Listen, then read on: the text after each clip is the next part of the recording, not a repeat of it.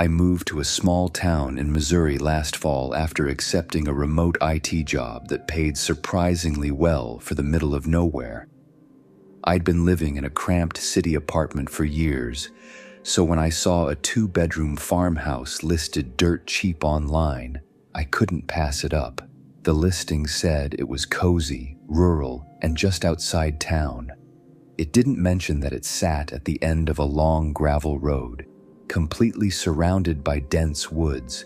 Still, the house had charm. Creaky wooden floors, an old red brick fireplace, and these massive warped windows that gave it a kind of antique character.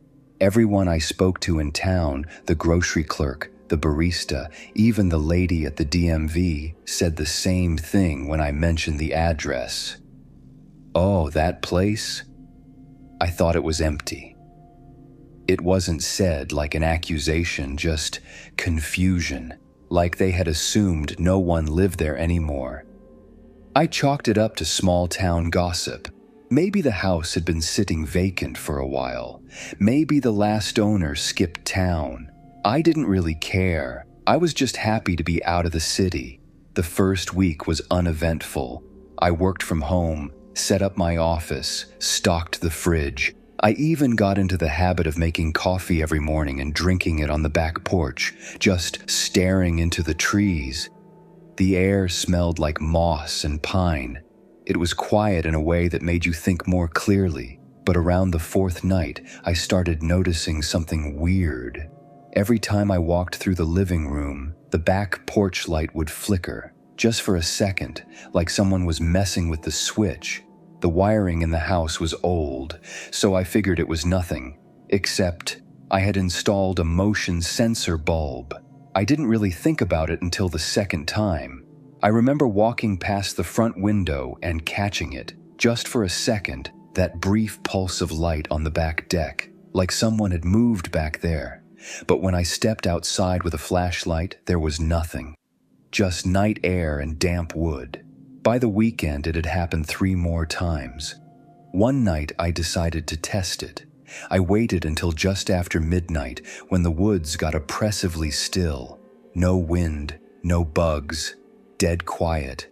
Then I stepped into the living room, turned out all the lights, and sat in the dark, facing the back of the house. For a while, nothing happened. My eyes adjusted. The moonlight spilled in across the floorboards. And then, faint. But there, click. The porch light flared on. I stood up slowly, heart hammering, and crept toward the back window. I don't know what I expected to see. But the porch was empty. I stepped outside again, barefoot, just listening. There was no breeze, no animals, just me. And that damned light. A couple days later, I ran into the guy who sold me the house. He was a contractor, younger than I expected, late 30s maybe, and seemed surprised to see me. "You still out there?" he asked, eyebrows raised. "At the old green property?" I nodded. "Yeah, why?" He paused, then said something that stuck with me. "No one's lived in that house more than a few weeks in almost a decade. People always say the same thing. Weird sounds, lights acting up, just off." He gave me a half smile, like maybe he thought I was tougher than the last guy. Or dumber. By the end of the second week, I started hearing the knocking. It was subtle at first, little thumps in the wall during Zoom calls. I thought it was the plumbing.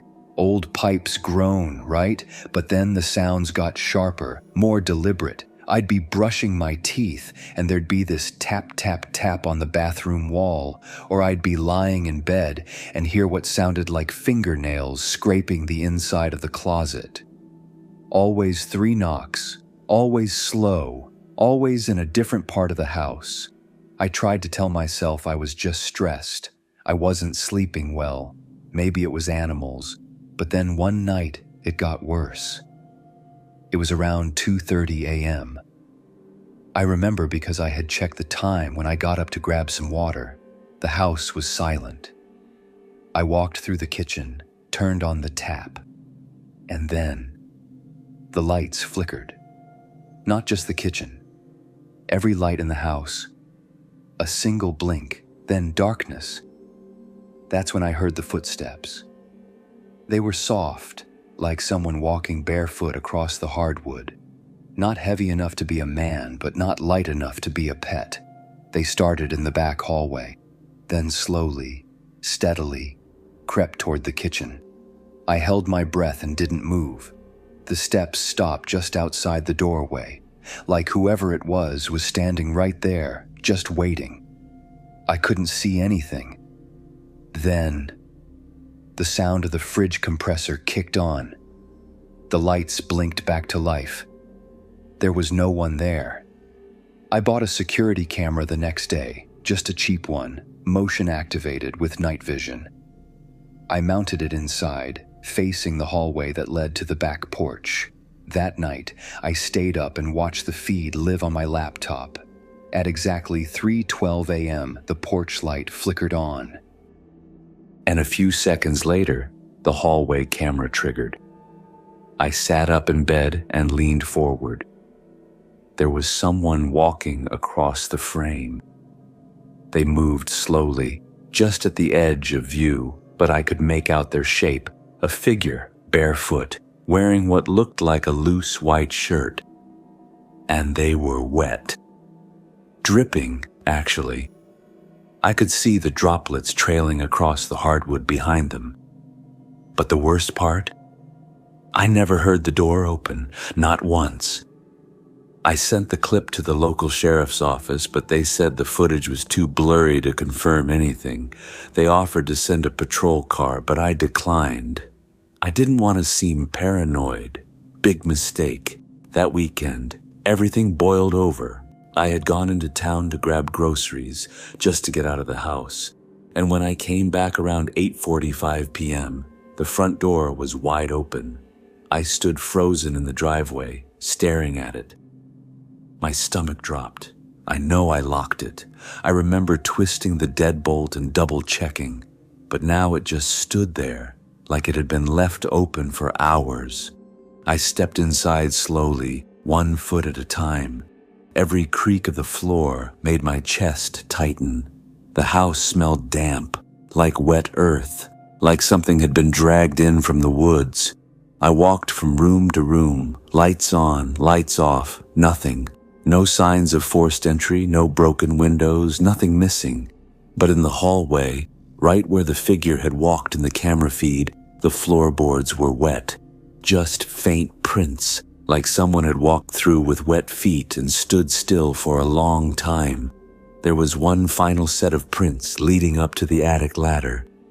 I stood there staring at the ceiling panel. And then, I heard it. 3 knocks. From above me.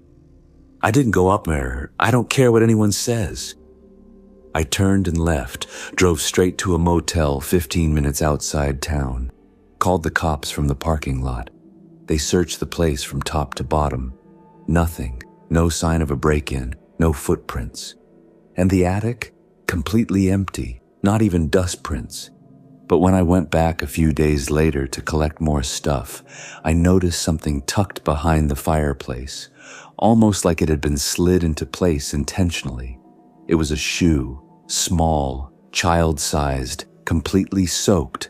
I moved out a week later, didn't sell the place, didn't go back, just listed it as is. I've been in an apartment ever since, still work remote, still think about that night almost every day. Everyone said the house was empty, but no one ever asked why they thought that. And to this day, no one's been able to explain who or what left those wet footprints across the floor. All I know is something was living there, and it wasn't me.